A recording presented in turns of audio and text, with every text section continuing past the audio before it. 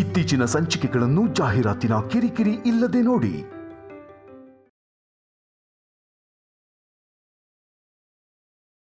ಇನ್ನೊಂದ್ಸಲ ತಪ್ಪಾಗಿ ಏನಾದ್ರೂ ಮಾತಾಡ್ತೀಯೋ ಬದುಕಿದ್ದಾಗ್ಲೇ ಗುಂಡಿ ತೋಡಿ ಹೂತಾಕ್ಬಿಡ್ತೀನಿ ನಿನ್ನ. ಪಲ್ಲವಿ ಅತ್ತೆ, ನೀನ್ ಇಲ್ಲೇ ಇರು, ನಾವು ಹೋಗಿ ಬರ್ತೀವಿ. ಸರಿ ಅತ್ತೆ. ಬಾಲಾಜಿ, ಗಾಡಿ ತೆಗಿ ಹೋಗೋಣ. ಸರಿ ಅಮ್ಮವ್ರೆ.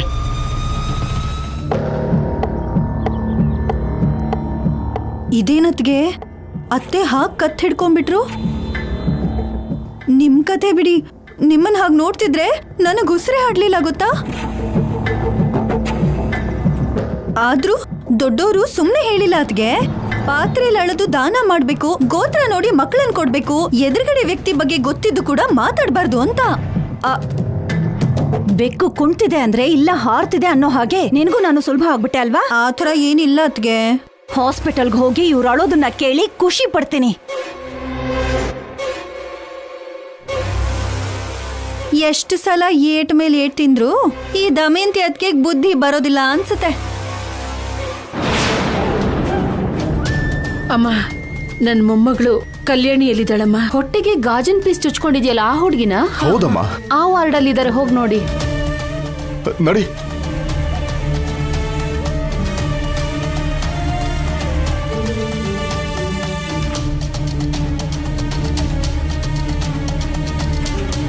ನನಗೆಂತೆಂತ ಮಾತಂದ್ಲು. ನನ್ನಂತ ಒಳ್ಳೆಯವಳ ಮೇಲೆ ದ್ವೇಷ ಸಾಧಿಸಿದ್ರೆ ಇದೇ ಗತಿ ಬರುತ್ತೆ. ಬೇಗ ಒಳಗಡೆ ಹೋಗ್ಲಿಲ್ಲ ಅಂದ್ರೆ ಶತ್ರುಗಳ ಆರ್ತನಾದ ಕೇಳಿಸ್ಕೊಳಕ್ ಆಗಲ್ವೇನೋ.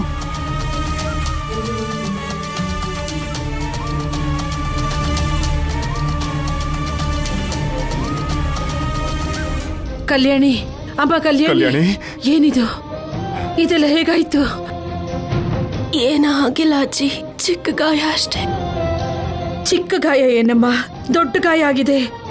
ಏನ್ ನಡೀತು ಅನುಪಮ? ಸಂಪದ ಸಿದ್ದುನ ಹಿಡಿಯೋಕೆ ಕಲ್ಯಾಣಿ ಪ್ರಯತ್ನ ಪಟ್ಲಮ್ಮ. ಸಿದ್ದು ಶೌರ್ಯನಿಂದ ತಪ್ಪಿಸ್ಕೊಳ್ಳೋ ಪ್ರಯತ್ನದಲ್ಲಿ ಕಲ್ಯಾಣಿ ಕುತ್ತಿಗೆ ಹತ್ರ ಓಡದ ಗಾಜಿನ ಹಿಡ್ಕೊಂಡ.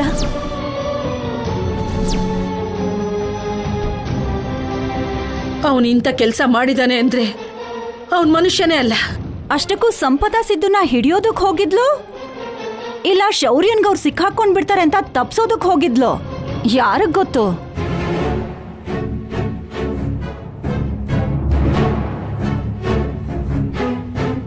ಆಡಿದ ನಾಟಕ ಶೌರ್ಯನಿಗೆ ಗೊತ್ತಾಗ್ಬಿಡತ್ತೆ ಅಂತ ಹೀಗೆ ಗಾಜಿನ ಪೀಸ್ ಮೇಲೆ ಬಿದ್ದು ಹೋಗಿರೋ ಹಾಗೆ ನಾಟಕ ಮಾಡ್ತಿದ್ದಾಳೆ. ದಮಯಂತಿ,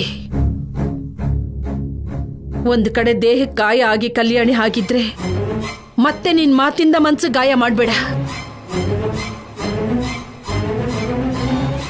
ಕಲ್ಯಾಣಿ, ಅನುಪಮ ನಾವೆಲ್ಲರೂ ಒಟ್ಟಿಗೆ ಇರಬೇಕು ಅಂತಾನೆ ಬೇಡ್ಕೋತಾರೆ. ಆ ಪ್ರಯತ್ನದಲ್ಲೇ ಸಿದ್ದು ಸಂಪದನ ಹಿಡಿಬೇಕು ಅಂತ ನೋಡಿ ಕಲ್ಯಾಣಿ ಪ್ರಾಣಕ್ಕೆ ಅಪಾಯ ಮಾಡ್ಕೊಂಡಿದ್ದಾಳೆ. ನಿನ್ ಹಾಗೆ ಪಿತೂರಿ ಕುತಂತ್ರಗಳು ಅವಳು ಗೊತ್ತಿಲ್ಲ. ಬಾಯಿನ ಬಿತಿಲಿಟ್ಕೊಂಡು ಮಾತಾಡಿದ್ರೊಳ್ಳೇದು.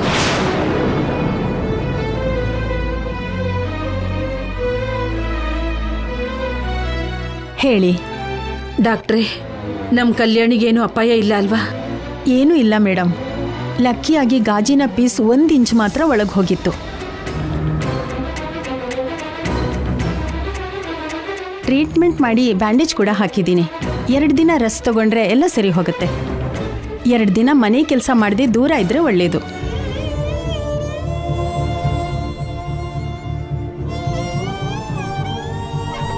ತುಂಬಾ ದೊಡ್ಡ ಗಾಯ ಆಗೋಗಿದೆ ಅಂತ ನಾನು ಸಂತೋಷ ಪಟ್ಟೆ. 1 ಇಂಚು ಅಂದ್ರೆ ರಕ್ತ ಕೂಡ ಜಾಸ್ತಿ ಹೋಗಿರಲ್ಲ. ಮನೆಗೆ ಕರ್ಕೊಂಡು ಹೋಗ್ಬೋದಾ ಡಾಕ್ಟರ್? ಕರ್ಕೊಂಡು ಹೋಗ್ಬೋದು ಮೇಡಮ್. ಕೊಟ್ಟಿರೋ ಮೆಡಿಸಿನ್ಸ್ 1 ವೀಕ್ ತಗೊಂಡ್ರೆ ಸರಿ ಹೋಗುತ್ತೆ. ಬರ್ತೀನಿ. ಒಳ್ಳೇದಮ್ಮ.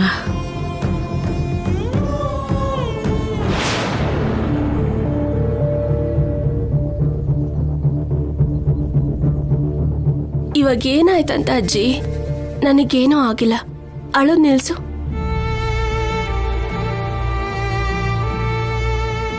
ಇಷ್ಟೊತ್ವರೆಗೂ ಅಳ್ಬೇಡ ಅಂತ ಅನುಪಮಮ್ಮಂಗೆ ಹೇಳಿ ಹೇಳಿ ನನಗೆ ಸುಸ್ತಾಗೋಯ್ತು. ಈಗ ನೀನು ಶುರು ಮಾಡಿದ್ಯಾ?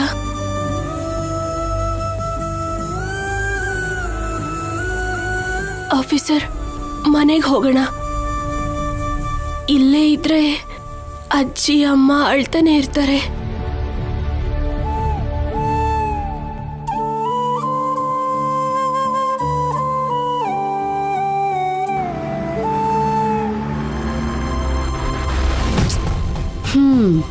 ಈ ತಿಂಗಳು ಚಕ್ರ ಬಡ್ಡಿ ಹಾಕಿ ಈ ಜನಗಳ ಹತ್ರ ದುಡ್ಡು ಹಿಂಡಿದ್ರು ಬಡ್ಡಿ 2 ಲಕ್ಷನೂ ಬರ್ಲಿಲ್ಲ. ಜನರಿಗೆ ದುಡ್ಡಿನ ಅವಶ್ಯಕತೆನೇ ಇಲ್ಲ ಅನ್ಸುತ್ತೆ. ನನ್ ಮನೆ ಕಡೆ ಯಾರು ಬಡ್ಡಿಗೋಸ್ಕರ ಬರ್ತಾನೆ ಇಲ್ಲ. ಅವ್ರು ಬರ್ದೇ ಇದ್ರೇನೋ ನಾನೇ ಹೋಗ್ತೀನಿ, ಕೇಳ್ದೆ ಇದ್ರು ಸಾಲ ಕೊಡೋಣ. ಇವಳಿಂದನೇ ಶುರು ಮಾಡ್ಬೋದಲ್ಲ. ಲಕ್ಷ್ಮಿ, ಅಮ್ಮ,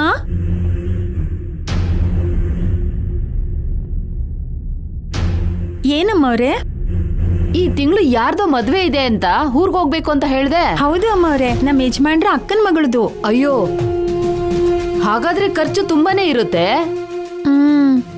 ಏನಿಲ್ಲ ಅಂದ್ರೂ ಸೋದ್ರ ಮಾವನ್ಗೆ ಒಂದ್ ಬಂಗಾರದ ಸರ, ಹೊಸ ಜೋಡಿಗಳಿಗೆ ಮಂಚ, ಫ್ರಿಡ್ಜ್ ಕೊಡ್ಲೇಬೇಕಲ್ವಾ? ನಮ್ಗ ಅಷ್ಟು ದುಡ್ಡು ಎಲ್ಲಿಂದ ಅಮ್ಮ?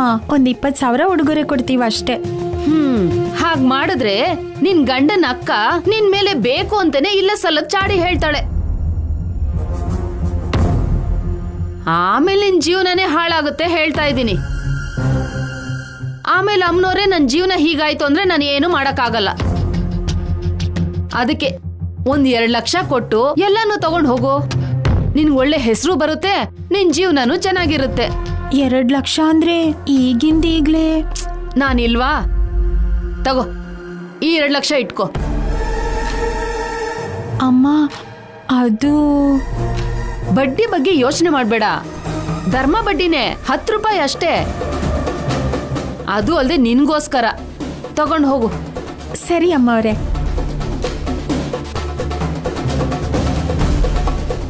ಅಮ್ಮ,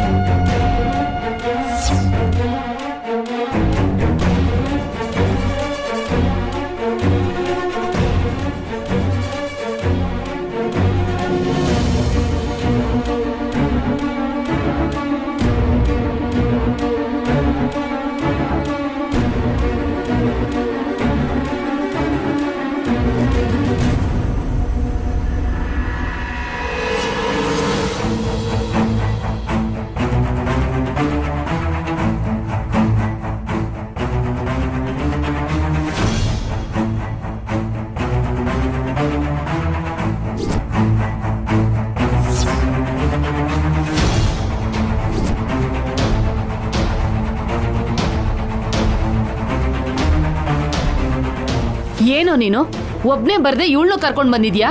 ಶೌರ್ಯಗ್ ಗೊತ್ತಾದ್ರೆ ಸಾಯಿಸ್ಬಿಡ್ತಾನೆ.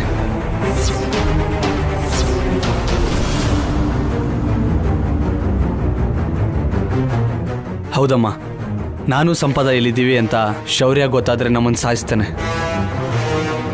ಈಗಷ್ಟೇ ಸಾವುಗ ಹತ್ರ ಹೋಗಿ ಬಂದಿದ್ದೀವಿ. ಏನೋ ನೀನ್ ಹೇಳ್ತಿರೋದು?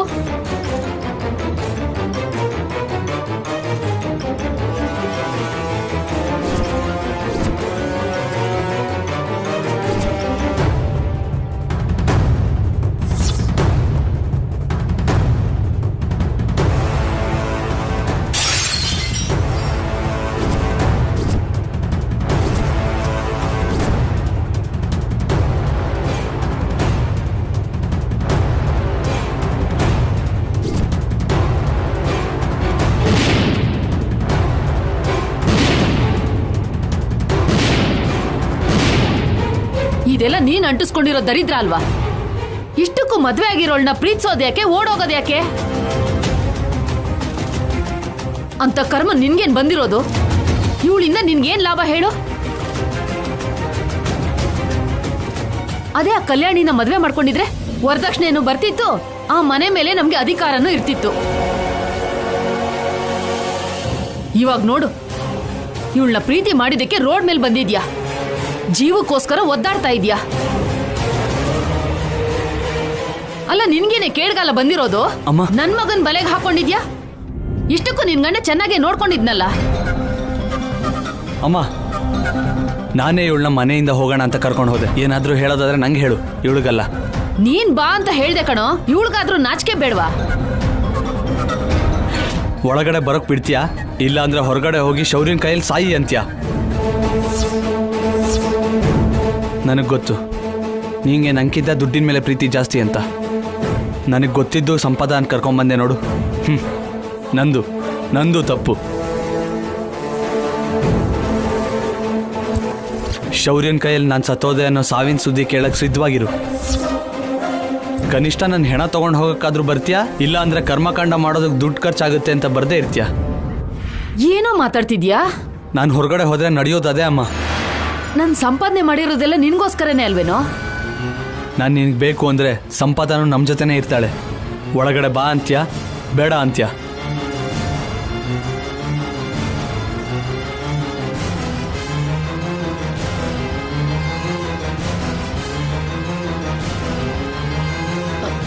ಸಂಪದ, ಬಲಗಾಲಿಟ್ಟು ಒಳಗಡೆ ಬಾಮ್ಮ.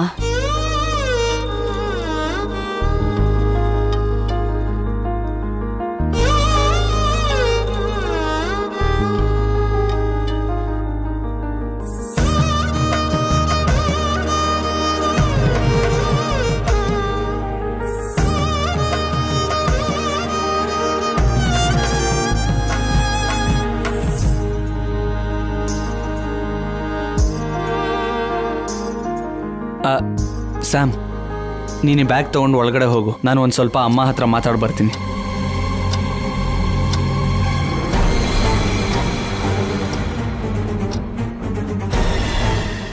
ಏನಮ್ಮ ನೀನು ಅವಳಿಗೆ ಹಾಗಂದೆ? ಅವಳಿಗೆ ಎಷ್ಟು ಬೇಜಾರಾಯ್ತು ಗೊತ್ತಾ?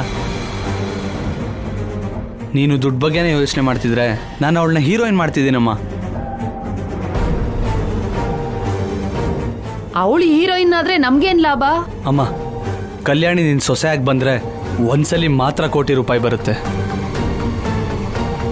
ಅದೇ ಸಂಪದ ನಿನ್ನ ಸೊಸೆ ಆದರೆ ಏನಿಲ್ಲ ಅಂದರೂ ವರ್ಷಕ್ಕೆ 5 ಕೋಟಿ ಆದರೂ ಬಂದೇ ಬರುತ್ತೆ. ಹೇಗೋ? ಒಂದೊಂದು ಸಿನಿಮಾಗೆ ಸ್ಟಾರ್ ಹೀರೋಯಿನ್ 2 ಕೋಟಿ ತಗೋತಿದ್ದಾರೆ. ಸಂಪದ ಕನ್ಫರ್ಮ್ ಆಗಿ ಸ್ಟಾರ್ ಹೀರೋಯಿನ್ ಆಗ್ತಾಳೆ. ನಿಜವಾಗ್ಲೂ ಆಗ್ತಾಳೆ ಅಂತೀಯಾ? ನನಗೇನೋ ನಂಬಿಕೆ ಇಲ್ಲ. ನನಗಿದೆಯಮ್ಮ, ನನ್ನ ನಂಬು.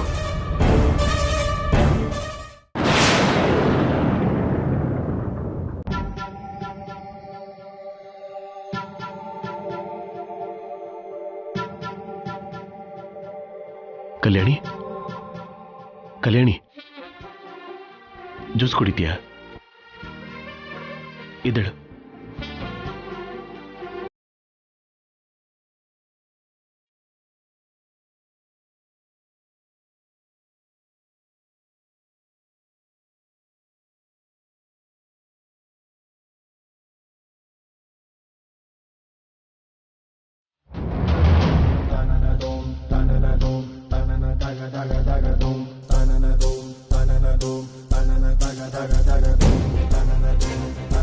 ಕಲ್ಯಾಣಿ, ಏನಾಯ್ತು? ದೇವಸ್ಥಾನಕ್ಕೆ ಹೋಗ್ತೀನಿ ಅಂತ ಹೇಳಿ ಸ್ಟುಡಿಯೋ ಹತ್ರಕ್ಕೆ ಯಾಕೆ ಹೋಗಿರೋದು? ಇದು ಕೇಳಿ, ನಮ್ಮನೆ ಮರ್ಯಾದೆನೆಲ್ಲ ತೆಗಿತಾ ಇದ್ದಾಳೆ.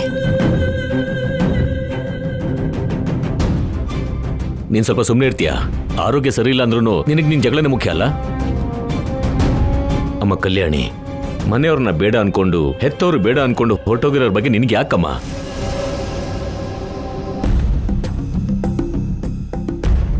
ಅವ್ರು ಹೇಗ್ ಸತ್ರ ನಮ್ಗೇನ್ ಕಲ್ಯಾಣಿ?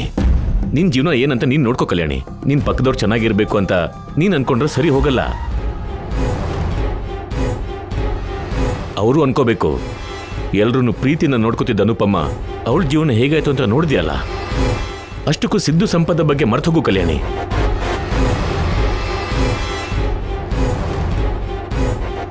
ನೀನ್ ಇಲ್ಲಿ ಕಲ್ಯಾಣಿಗೆ ಸಹಾಯ ಮಾಡೋಕೆ ಏನಾದ್ರೂ ಬಂದಿದ್ಯಾ ದಮಯಂತಿ?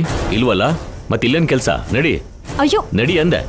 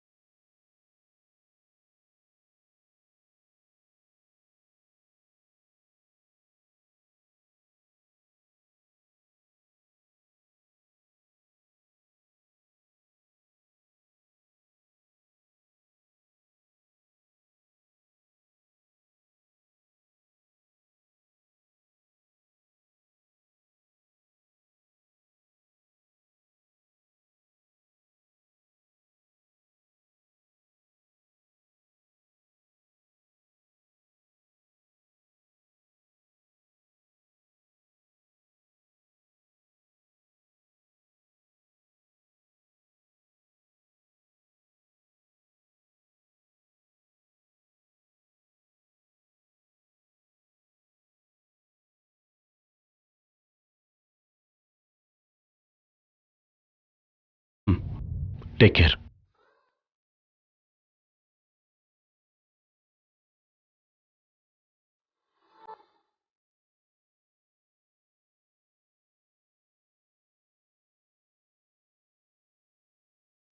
ಅಮ್ಮ ದುರ್ಗಮ್ಮ, ಸಿದ್ದು ಅವರು ಸಿಗ್ಲಿಲ್ಲ ಅನ್ನೋ ಬೇಜಾರಲ್ಲಿದ್ರು ಆಫೀಸರ್ ನನ್ನ ಇಷ್ಟು ಹುಷಾರಾಗಿ ಪ್ರೀತಿಯಿಂದ ನೋಡ್ಕೋತಿದ್ರೆ ಖುಷಿನ ತಡ್ಕೊಳ್ಳೋದಕ್ಕಾಗ್ತಾ ಇಲ್ಲ. ಅದೇ ಥರ ಸಿದ್ದು ಸಂಪದ ಇಬ್ರು ಸಿಗೋ ಹಾಗೆ ಮಾಡಮ್ಮ. ಈ ಸಾರಿ ಬರೋ ಜಾತ್ರೆಯಲ್ಲಿ ಹರಕೆ ಹೊತ್ತು ಕೆಂಡದ ಮೇಲೆ ನಡೀತೀನಮ್ಮ.